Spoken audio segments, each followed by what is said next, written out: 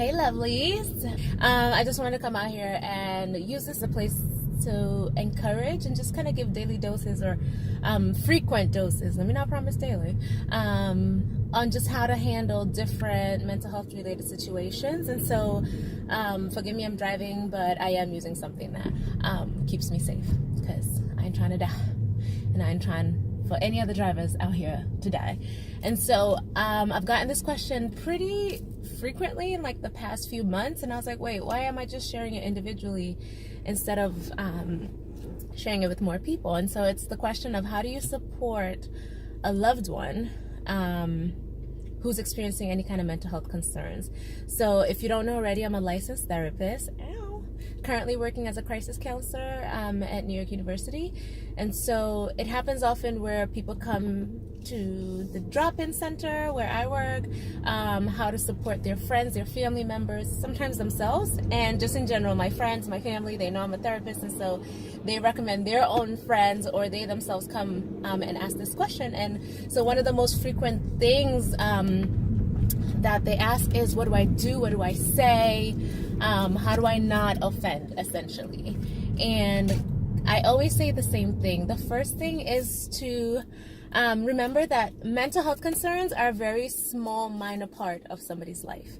Yes, it might have major ripples in their life, but it's a very small part of who they are.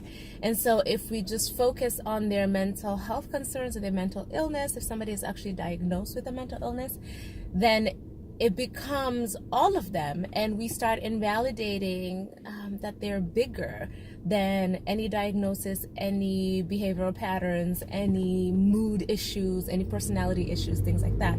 And so the first thing is to connect with that person on every level. Like, check in with them. How are they doing? What would they need right now in terms of support? Just asking, like, right now, what is it that I can do or say that would offer you comfort, right? Sometimes just asking the person to tell you what they need goes a long way. Asking them about their interests or things they're involved in. How is work going? How's your family going? Your relationship going?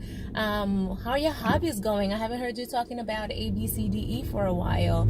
Have you been engaging in those activities?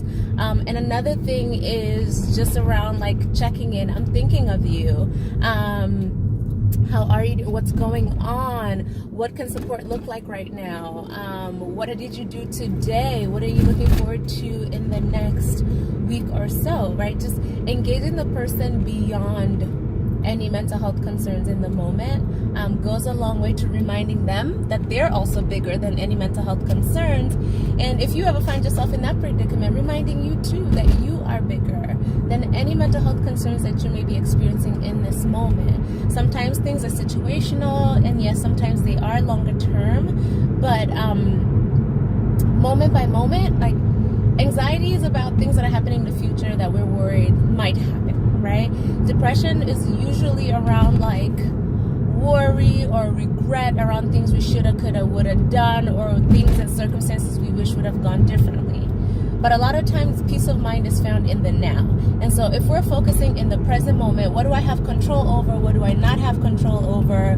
What resources and supports do I have access to in terms of people, in terms of activities I can do on my own, whether it's even like NYC Well. We have a 24/7 hotline in the city, which is staffed by licensed mental health professionals. And you can use that. You know, you can use that if you feel like, I don't know if I want to trust my friends with the nitty-gritty details of my life and my well-being, but I do want to connect with someone confidentially, privately.